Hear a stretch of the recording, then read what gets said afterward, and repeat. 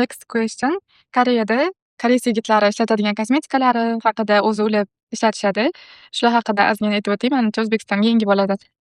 Ну да, Koreyada ham bolalar, yigitlar, yoshi kattalarni farqi yo'q. O'zlariga ovqat qilishi bu tabiiy. Ayniqsa, oddiy losyon bo'lsa ham erkaklari surib, ustidan sonsiz защитный surib, обязательно ko'chaga chiqib ketishadi. И plus ko'proq lip balm nimani ko'p ishlatishadi. Ya'ni, baribir lab qurishlari, nimalar бесцветный bo'ladi baribir.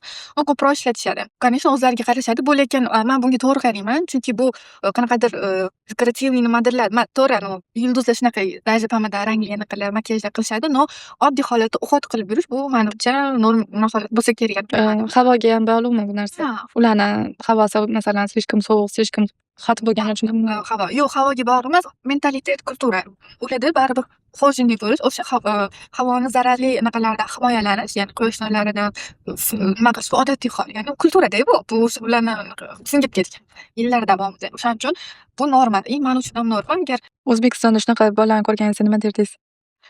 me'yorda bo'lsa, balansda bo'lsa, okey, lekin слишком nima deydi, balansdan o'tkazib yuborsa, уже anaqa nenormal.